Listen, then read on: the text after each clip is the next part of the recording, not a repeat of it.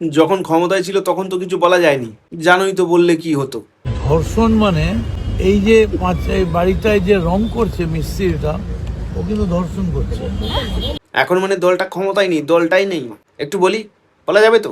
যে মাথা দেওয়ালে ঠুকছে, ঘষছে, ধর্ষক অনেক রকমের। আচ্ছা লোক মাইরি, না না, পরের ভিডিও, অনেকদিন আগের ভিডিও, এইসব বলে আমাকে লাভ নেই। যার মাথায় এটা আছে ও নেতা আবার।